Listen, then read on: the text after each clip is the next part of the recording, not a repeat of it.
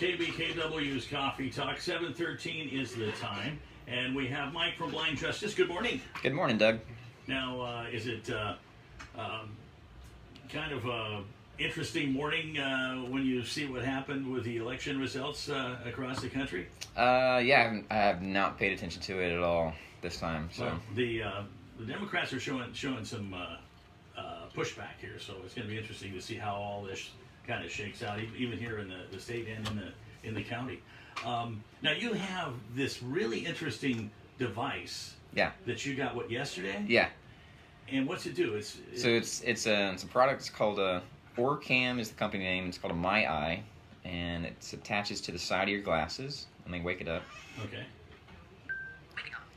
So it's a camera that faces the way that you face, and you can probably hear it right now because I just woke it up.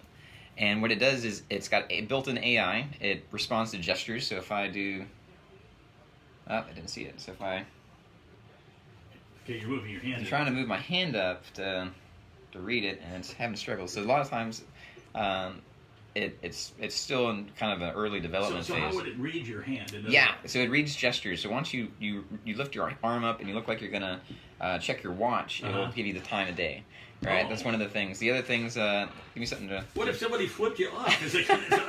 It's not that intuitive yet. Yeah, so somebody's giving you the bird. Yeah, no. So is there text on this one? Anything written on this piece of paper? No. Okay, give me something with some piece of paper, Okay. something written on it. This is a pamphlet for the Grace Harbor County Fair. All right, let's big see. letters. Let's see if this guy will get it.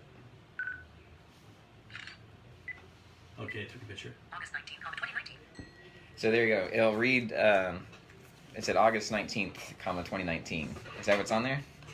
It actually says August 8th through the 12th. Oh man. But see, I know they had trouble reading it because it's the print is going up and down like waves. Ah, okay. Okay, so we'll try this. Something that's more standard font. Yeah, but it's big. Okay. It's fairly large, and so I'm going to give you this. It's part of Boss Bill's poppycock stuff. Yeah. And see if that All right. works. Let's try this guy out. Okay. Just going to take a picture of it. Bidwin by David W. Bidwin at gmail.com. Wednesday, August 8th, 2018. Dateline Hollywood. Ruby Rose has been named to star as lesbian superhero Batwoman and her alter ego Kate Kane. So then I can stop it. The CW made her priority to cast an openly gay actress to take on the role. Last man. Can you slow it? I can slow it down too. Oh, yeah. I have it speed up because I listen to books on tape and yeah, but it sounds like the Chipmunks. Yeah, I should have slowed it down for the show, but it's pretty neat because it it can read menus, it can read anything basically that's in a standard font that gets handed to a either visually impaired or completely blind person. They just attach it to the glasses, learn some of the gestures, and it's really amazing thing. It reads banknotes, so if you have hard currency that you wanted to read, because that happens a lot where people try to buy something and then they're pretty sure they gave them a 50 and they got the wrong change back, right. But they don't really have a leg to stand on. They can't really prove it. So it's a really neat device, and it's in development. They're constantly upgrading it, so they're working on. Now you got yours through the VA, right? Right. Yeah. The blind rehab clinic does great for they consider it like a prosthetic. So they have they go through the prosthetics department. They get different little things like this other device I have is it's a Bluetooth bone conducting headset. So it sits around your ear and attaches the pads touch your jawbone, and then that connects to the little bone in your ear, your malleolus. Instead of blocking your eardrum, it actually connects through your bone, so you can still hear foot traffic. You can hear cars and stuff. So it can give me directions, with my phone. So you don't get run over by. So I don't get hit by a car while I'm listening to directions. Yeah, so it's neat. Yeah, because I don't think a lot of people are aware of some of this stuff, especially that new device you've got there. Yeah. Now, will they upgrade it like when the new one comes out, or is that something that you keep for a period of time and they as yours, or how does that work? With the VA, I don't know. That's a good question. They're pretty good at upgrading things, or exchanging them out for a different version from some of the tech that they issue out. Time is 7:18 a.m. There we go. So just picked up a little hand gesture, and so let me I can turn it off so it's not going to interrupt us. Because I think it was my hand. Yeah. Because I raised my hand, and all of a sudden she started talking. So sometimes it's a little wonky. They're working on it. Is that a he or a she, or I can't tell? I think it's a female robot voice. Yeah. Oh, okay. Well, we need to take a break, and then we'll be right back and continue our conversation with Mike from Blind Justice.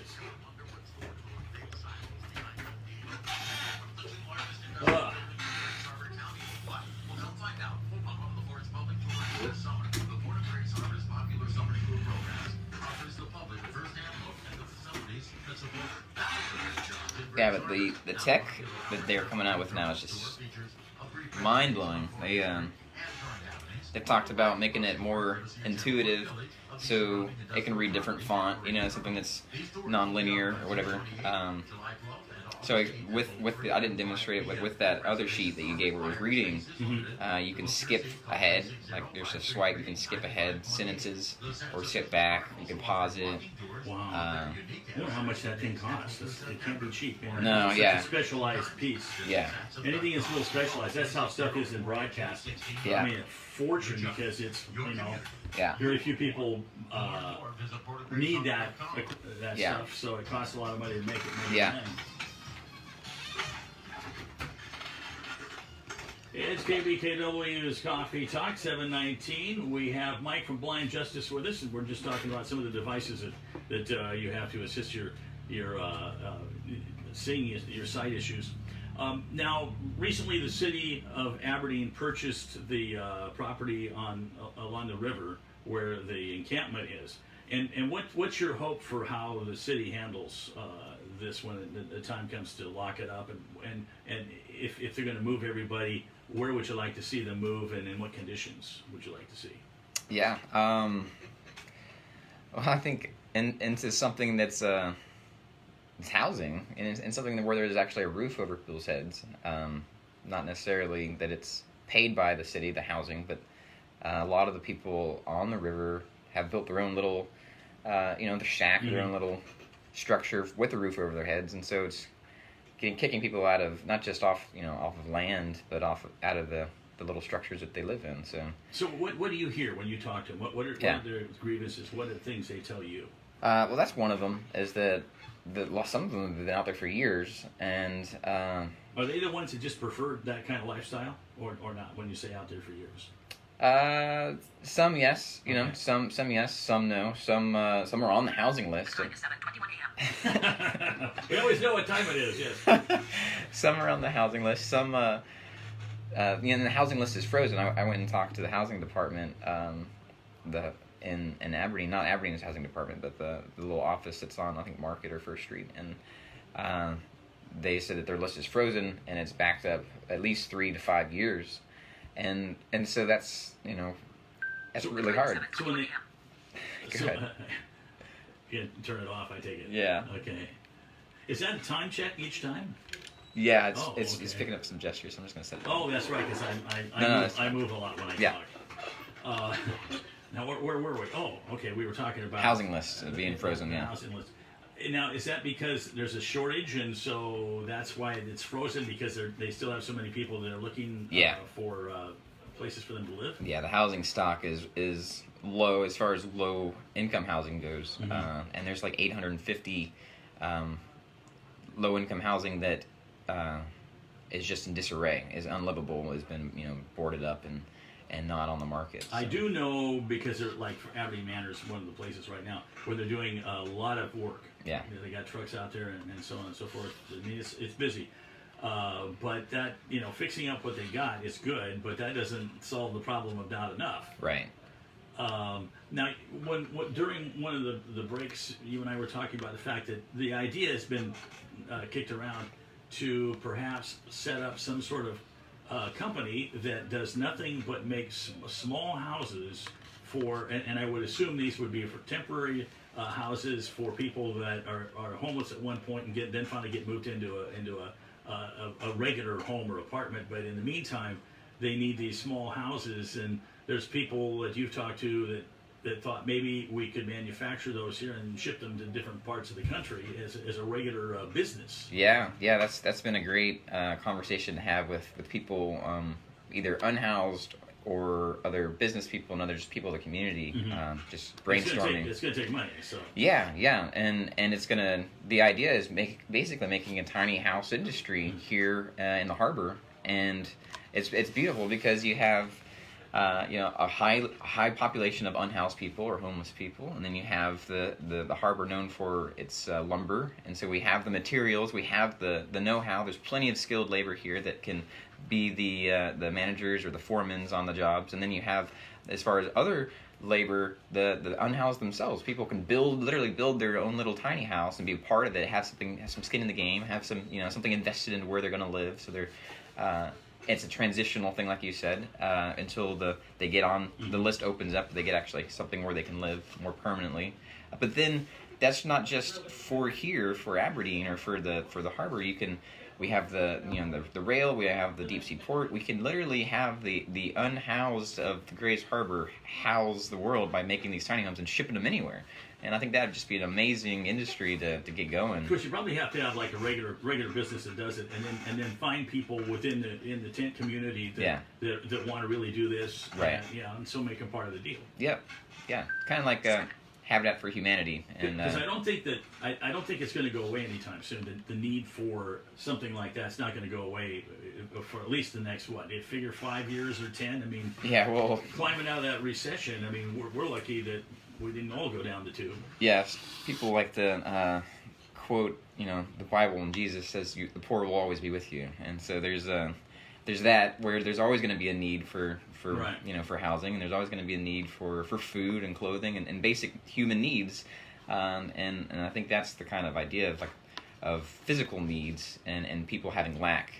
So, what's your feeling on it? Because I think most people agree, and you probably do too, that this is a national problem, which probably requires some federal funding, and maybe have it less restrictive, so the areas where that funding is used can be used in the manner of which it really needs to be used by the people that are leaders in the community of that particular community getting these funds, that make the final decision, within a certain category of how they're going to do it. Yeah, no, absolutely. It's a national problem, or it's a problem globally. It's a global problem. There's plenty of millions of people all over the world who don't have adequate shelter and needs met. So this is something you're talking about that can be shipped in other places besides just this country. Right, yeah, absolutely. But as far as solutions, more than just housing, like the solutions for the impoverished and particularly the those without houses, homeless, I don't think it has to be a top-down solution. I don't think it's a cookie-cutter, one size fits all. Mm-hmm. I think local communities can figure out how can we help our neighbor. How can we help the people, and if it's not a neighbor that's lived here for several years, like we talked about, some of the people on the river have lived for many years, then the sojourner, the traveler, somebody coming through. How can we be an inviting community? And if somebody just happens to roll into town with nothing and realizes, I can't get out of town, how can we help that person meet their needs if they're trying to get to their destination? Actually, I met somebody that has a connection here down the road that does that. She works with people, getting them. She puts up $50 up front to help get them bus tickets to anywhere they want to go, and she helps to raise the money to get them the rest of that money. And it's pretty cool. Like, people are doing these things, and it's just, they're behind the scenes. Not many people know about it. So when you say somebody just moving through town, in other words, they're not looking to live here. They're just they just come through here and they're out of cash. Right. Yeah.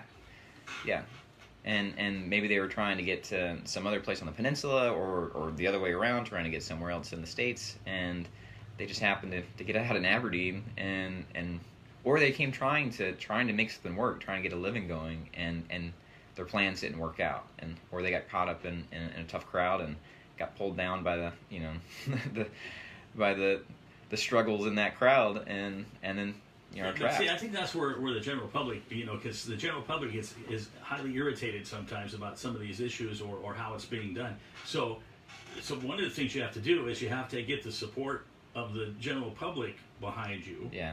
And so my question is, the methods that you've used so far, do you think, because it draws attention to the issue, mm-hmm. but do you think in the long run it kind of puts a wall up? And so would you like to knock the wall down a little bit? And because I think that's what we're trying to do here, just you and I. Yeah. No, I think the first few months of our protests and demonstrations and petitioning and everything was definitely to say, hey, people, like, this is going on. whether you want to see it or not, you can't look away. Like, we're going to be a reminder that this is happening, that people are on the street, that that and these are our neighbors. These are people these are human beings that just like us, our brothers and sisters that for whatever reason are struggling to survive, and we can't just turn a blind eye. We can't just shoo them away somewhere else. And so methods are important for getting people to hear and connect, but I think it's also just like you said, the early stages of what we've been doing with Blind Justice is to really get the message out there. And so then you want to kind of like shift gears where it's more not action, because that's the wrong word to use, but more than just saying this is the issue and it should be fixed, but some solutions. Correct, and working with people that are maybe a little wary of what you're doing because they don't understand exactly why you're doing it. But I think this is another reason to have this conversation. Oh yes, absolutely. And we'll be doing another 20 minutes here with Mike from Blind Justice, and your calls are welcome once we're out of our break. Okay.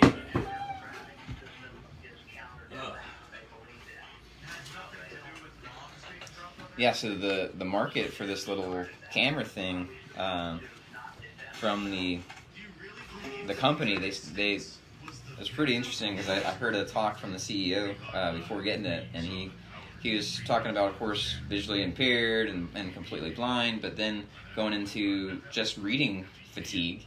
People that read all day long, like professional lawyers and even the elderly that may not have eye problems, but it hurts or gets you strained to read after 15 minutes.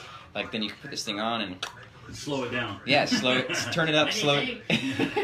Yeah, turn it up, slow it down, and then you have it read. And I was like, oh, this is amazing, for so many people. And that's they tally up the numbers on that. That's over 1 billion people that they can reach with stuff like this. And can you see anything? I mean, like light and darkness. Yeah, I get color and light, but as far as distinct shapes and outlines, I know you're wearing dark colors. That's about all I got. Mm. And as far as where you visually present to me, I know you're there because you're making noise. But if you weren't making noise, like, you visually present here and here and here, like, so this whole section is dug, and it's overlapping with all the other colors in the room that are multiple images too. So if I'm just sitting down in a room, my eyes are open, but if I'm walking around on the street, a lot of times my eyes are closed because of all the visual noise. Just everything is overlapping and bleeding. So is this a brain issue more than an eye issue then? Yeah. Okay. So it's scrambling what you see. Right. Series of brain injuries, and then the last big one was when the images doubled, and then I was like, maybe this is going to subside, and it never subsided. It actually got progressively worse. And do you want to talk about this at all? Nah, not really. Okay, because I've had people say, well, how much does he see? How well does he see? And yeah. So that's up to you. No. That's your business.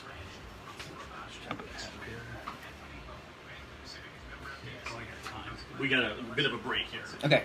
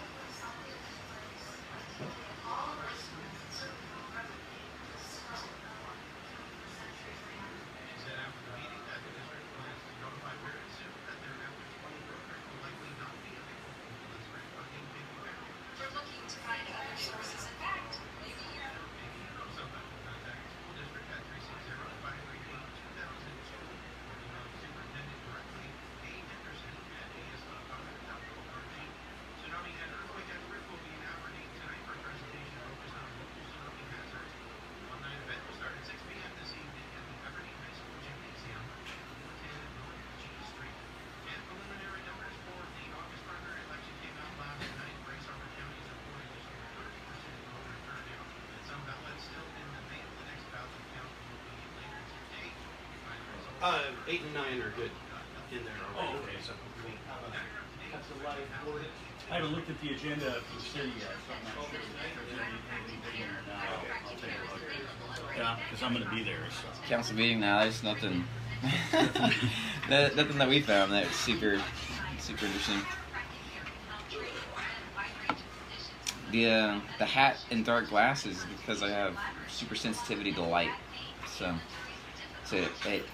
it hurts. It causes like intense So when the pain. strobe light goes, of course it hasn't gone off today, but when the strobe light goes off, then it's the big flash. I close my eyes. Yeah. Oh, okay. Yeah. But this thing blocks a lot of light, and the bill does it for like overhead lights. So like. Right. In like Walmart, like big stuff like that, where these massive lights everywhere. This it hurts. And like VA, they have these same kind of lights, but they're lower, closer to you. So Now, is there anything they can? Is that's a permanent thing, or does it get worse, or does it change, or? they're still trying to figure that out. I don't know. Yeah, when I was in the Army, there was this guy that because your eyes, your brain flips over the image. Yeah. And so he invented these glasses that would flip everything upside down. Yeah. And then he wanted to see if his brain would turn it over. Yeah. So this went on for about 2 or 3 months, and it happened. Boom. Eventually, it does. Yeah. Right. So then what he did was, okay, he's fine with that, and so then he wasn't using the glasses anymore, and his brain would flip the images. And it took almost a year. Oh man. So he didn't want him. He says, well, if you wear these glasses that flip the image, so you can see it normally, Yeah. then your brain won't flip back. Right. So yeah, he literally went he kind of incognito and just waited and hoped, and finally he woke up one morning and he could see everything right side up. It was really strange. Yeah. Yeah, that's disturbing. Yeah, they had him on television, and he was doing interviews. And, Yeah, there's a interesting TED talk a neurosurgeon did talking about working with the blind and visually impaired people, and they had a study that when they asked what people were most afraid of, and they had on the list heart disease, like heart attacks and cancers and all these things that kill people, that are on the highest killers in America, and the thing that people were most afraid of, not being able to see. becoming blind. Yeah, like it's not going to kill you, and just people are terrified of it, and I think that explains some of the the vitriolic responses of people online, like, and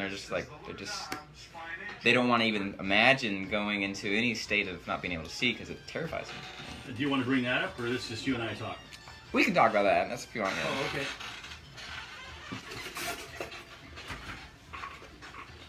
It's KBKW's Coffee Talk. It is 7:37, and from Blind Justice we have Mike with us, and we were just kind of commenting on one of the fears, the number one fear that people have is not a heart attack or some other malady. It's the fear of being blind. Yeah, so there's an interesting study, and there's a neurosurgeon that had TED Talk, and we'll post it on our Facebook page. But that's what he talks about in the study, is that they were surprised by the results. They had all these different amputations and illnesses that side effect is death. Like, you're going to die from this thing. People know that you're going to die from stage 4 cancer, and they had all these things listed, and one of those being blindness. And the top of the list that people were most afraid of getting or having done or experiencing was blindness, and that was just fascinating to this neuropsychologist or neuroscientist, and it's fascinating to me too, because it kind of explains this anger that a lot of people show, on online and things, because they don't want to try to envision themselves in a situation where they can't see, because it terrifies most people. Yeah. Well, and of course, and then there's hearing. I mean, you look at somebody like Helen Keller. Oh my gosh. I mean, Yeah. what she did was amazing, Yeah. but also what her teacher did Yeah. was Being able to amazing. find communication. I've run into not obviously not being able to. My hearing is amazing. I was so going to it's- say, I was going to Yeah. ask you about that. Yeah, no, I cue off of a lot of things auditorily, but I did have an encounter with a gentleman one of the days I was sitting on the sidewalk, and he came up and started grunting at me, and I Doing was what? grunting. Oh. He was vocalizing, and at first I wasn't sure, like, because he started across the street when he was crossing the street, and I wasn't sure if he was just clearing his throat or if he was, like, grunting at somebody behind him, or or what it was. And then he got closer, and he was, as he got closer, he was repeating the same kind of these guttural vocalizations, but they weren't words. And I'm like, well, he's trying to communicate to me. And I'm like, well, this is interesting. Like a blind guy and a mute, guy trying to have a conversation. And so he pulls out his phone. I hear him clicking because his phone is making little clicky noises when he was clicking on his phone. And then he like taps me and hands me the phone. And I'm like, I can't see your phone. So I handed him my phone because my phone is set up to talk whenever you hit buttons and read it to him. So I handed my phone, he types into my phone, and then my phone reads what he types, and we found a way to communicate. So we have the technology that Helen Keller didn't have, obviously. But that's amazing for her to and the people around her to figure out how to communicate. And I think that's where we left off before the break was how do we communicate and learn to break down barriers to communicate, especially if there's things that the barriers were because of offenses or because of things that are misunderstood. And it's really, it's really what we want to do. Now, the mental health issue, because there's now in your mind, just from what you've done and the research you've done, and the fact that you have been with these people, talked to them. What do you think the percentage of people that are mentally ill is? Maybe just a estimate in your mind. Yeah. Well, mentally ill is a broad spectrum. So I would say instead of mentally ill, I would say struggle in cognition or in development, Okay. mental development. Okay. To just kind of be more fair in that category. And the reason I say that is because if you have trauma, especially physical trauma to the head, or any kind of physical trauma, sexual trauma, any kind of drug use, like hard drug use, where it affects your cognition, it actually early on will stunt that development and pause it and freeze it. It's kind of like the body protects itself and goes into a cocoon and says, all right, no, you're not safe, and I'm gonna preserve this. So a lot of people had that early on or introduced to drugs early on, and so their cognition is that of a child, and that's across the board. Doesn't necessarily mean people on the street. But the reason why a lot of people are on the street is because they never got the help to recover to get out of that. And they should be in an institution of some sort to where they can get the Some care healing, and yeah. and they get thrown in jail because there's no place else to keep them. I feel sorry Right. for law enforcement because they're trying to be all things to all people. Yeah. No, and kudos to a lot of the guys in Aberdeen because I've witnessed, just sitting with a bunch of people, guys coming up from the APD and trying to help people out. Like there's, guys that are staggering, walking around drunk and carrying a big high gravity beer. Oh yeah. And one of the guys came over and it's like, hey man, he knew him by name and he's like, let me get you home, and knew where he lived, and Now, what's your feeling about the new administration, the new chief? I don't know. I haven't really had a chance to talk with Steve. I haven't sat down, or actually I haven't taken the opportunity to. I've just been busy with a lot of stuff, but I have no idea. No. What changes would you like to see of the way that they conduct the business right now? Well, policy. Some policies probably need to be refreshed, or at least training refreshed on. Basically, what levels of legislation supersedes what, you know. So trying to be cornered into enforcing local level legislation like city ordinances that are in conflict with state law or federal law or the Constitution, you know, the law of the land, and a lot of the guys on the force at a personal level recognize that, and they push back against, you know, some of the local legislation. I would like to see it at, you know, the administrative level, at the chief and stuff, saying, hey, no, we can't enforce this, we can't do this because it violates our oaths. But there are other areas. See, one of the things is that there's certain things like this is how it should be, and this is what the Constitution says it should be. Yeah. But then there's the reality of this is how it is. Yeah. And it's this way. How it is how it is in lots of places within the country, with maybe court challenges and maybe not. But so far this is the way it is kind of won the battle.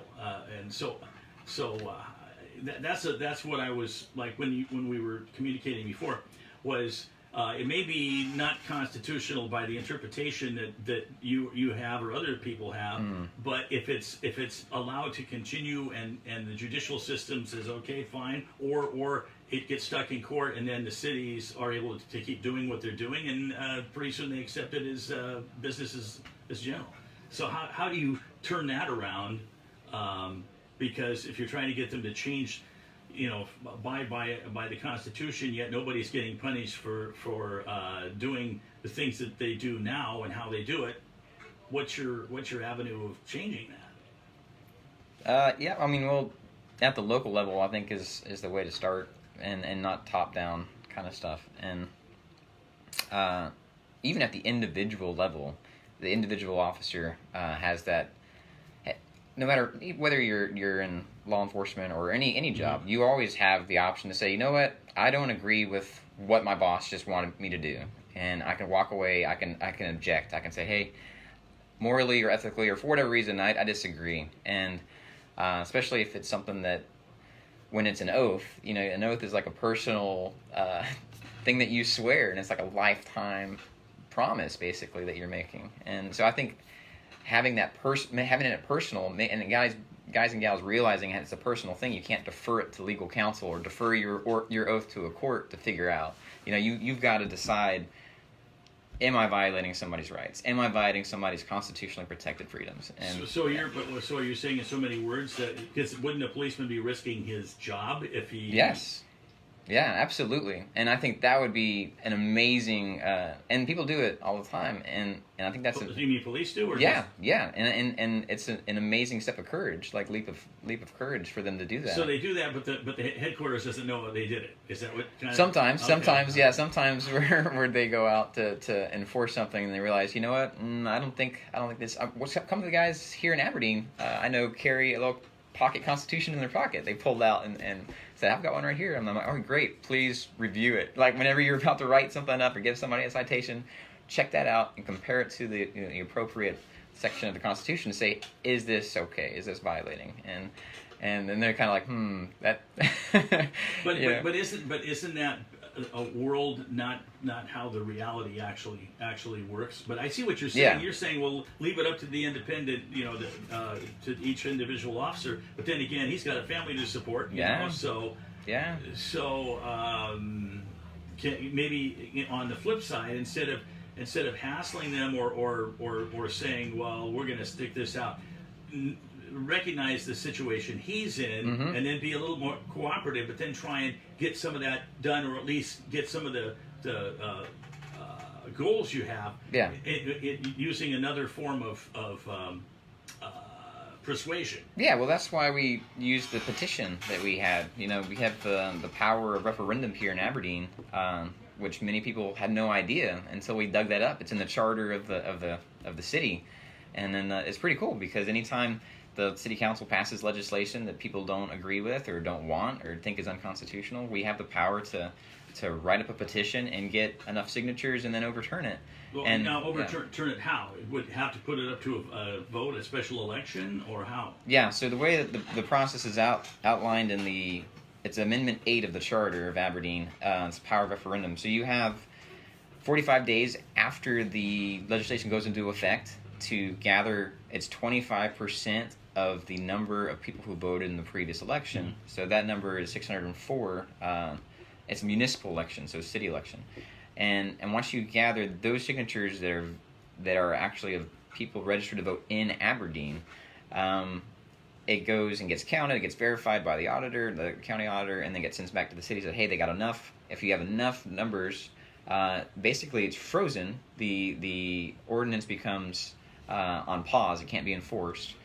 And then it's sent to the city council. The city council has 30 days to decide to do one of two things. Either one, repeal it on its face, meaning it's frozen indefinitely, right? Or two, they send it out for a special election, special ballot vote for the general public to say, all right, we're going to see what the public has to say about this. And then either way, if it gets repealed from either of those two decisions, the council can bring it back in a year. So whenever the year of its repeal date, they can have an opportunity to bring it back if they want to. Now, but if they decide, the question I have is, okay, say for instance they decide to have a special election, they have a special election, it's voted down. Yeah. Then what would be your recourse then? Well, we're kind of in that boat right now because the petition we submitted had a raw number of 925 signatures, and the auditor's office invalidated over 500, so over half of them, which is a staggering number. Like, we were not expecting that high of a percentage to be thrown out. We were expecting maybe a third, like maximum, being tossed out from just people not knowing if the registration was current, or not knowing if it's in an Aberdeen address or whatever. Even though prior to having people sign, like, we asked them, "Were you registered to vote in Aberdeen?" And like, yeah. So that's either the concern from the auditor's office there was voter registration. They're like, well, people either don't know if they're registered to vote, don't know where they're registered to vote, or they're not current. And so we need to make sure people know their stuff. And so it's. So are you going to do this again then? Try and get it signed again? That's a good question. That is an opportunity, because not for using the referendum. That 45-day window is over, but there is another power in the charter of the city of Aberdeen for the power of initiative, which means that we can petition anything and create any kind of legislation, even stuff that repeals things. So there's an opportunity to do the same petition under the power of initiative. Okay. And so we don't know. We're gonna play it out a little bit. There's other opportunities to overturn ordinances, like submitting paperwork to the next level court and have them review it and such and such. But now some people would say that's like throwing roadblocks into stuff. Like they're throwing wrenches into the works. Well, yeah, some people would say that. Okay. So, but the point I think I made last time I was on was that it only took 8 people to vote on it. This ordinance that we're talking about, the sitting lying ordinance, wasn't put out to the general public for an election. It took 8 people on the city council to say, "Yeah, let's do this." Yes, and they had opposition. I think 3 or 4 said no.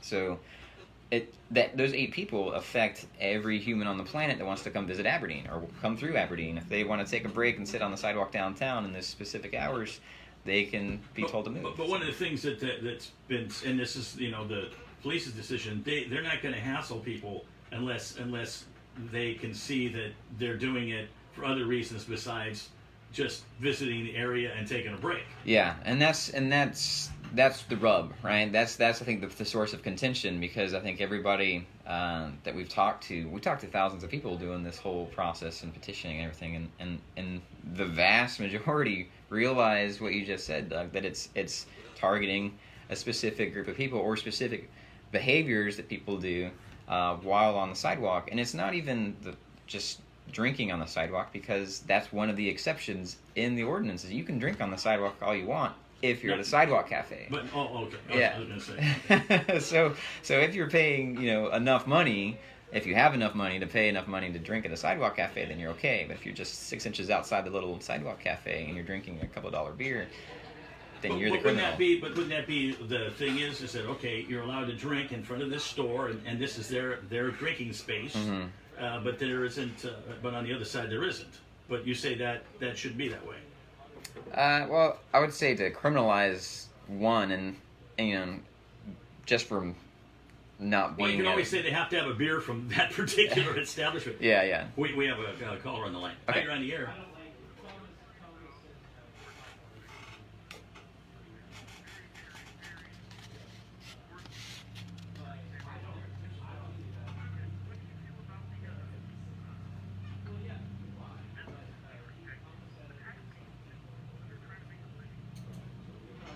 Yeah, well, I take issue with you calling people worthless, and I think that everyone has an incredible value, like unspeakable value, and regardless of how much they produce or how many taxes they pay. But as far as the worth of the business owners and the businesses, we support local businesses. We want to see the local business owner thrive. We want to see the community thrive, and it's not necessarily a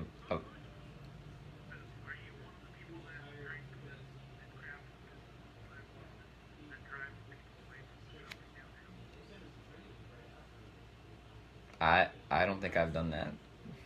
What we being the people like that I associate with, and I do hang out with people who do those things on occasion, and likewise they don't want to see the town go to ruins. They want to see people thrive. Robin, They now, want to see everybody Terry K. thrive. Hey everyone, what's your church size? Dave is bringing shirts. I'm gonna have to let you go, Dave, because I'm past my break time at 7:54. I gotta take it. So we'll be back with Mike from Blind Justice in just a moment. Yeah, For sure. I think that bubble's still gonna pop. It's KBKW's Coffee Talk. 7:55 is the time. So now you have a website, a Facebook page, and so if people want to kind of get in touch with you, maybe that maybe share or don't share your views, but would like to do that, how do they go about it? Yeah, no, I absolutely encourage anybody of any view, any worldview, any opinion to engage, on the Facebook page, and we have a YouTube and a Twitter account, and a Gmail. So any of that you want to contact us, the handle is Insight is Free. So you type that in at Insight is Free on Twitter. You're going to find us on Facebook, YouTube. If you want to send us an email, it's insightisfree@gmail.com. So Now I get the impression that you're changing your way of doing things to some degree now. Kind of, not mellowing is not the right word, but kind of shifting gears, or what? no, I wouldn't say that. I would say we've been consistent throughout. It's just people I think have the shock and awe factor of somebody sitting on the sidewalk with holding a sign is kind of like, yeah, okay, that's that guy. Okay.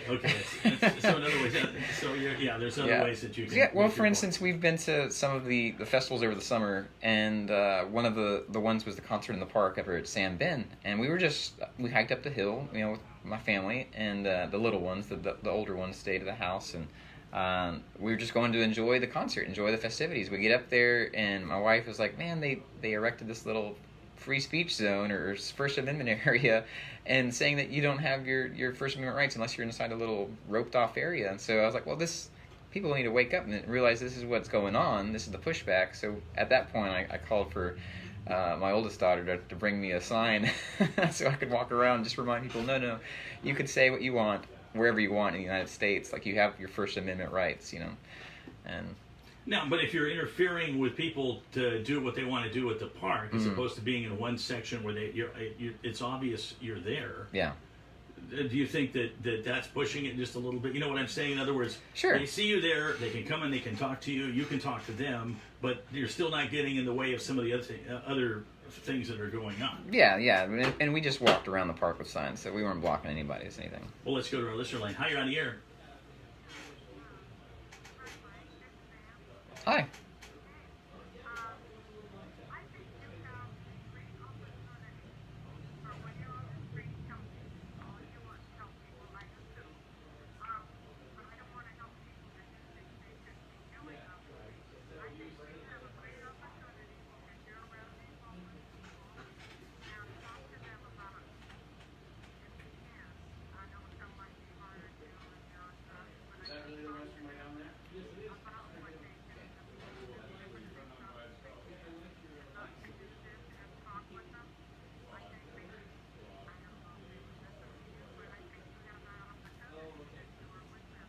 Yeah, no, thank you. That's amazing, and that's absolutely my ultimate goal in life is to ease human suffering in any way I can, and yeah.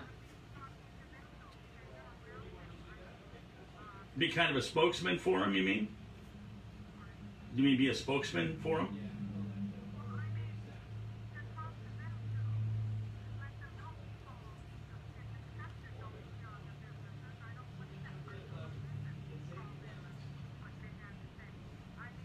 We're going to have to let you go, Ann, because we're out of time.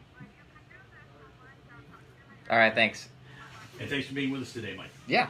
And we'll have you back in another month and see what transpires. All right. It's 8 o'clock and time for news from ABC.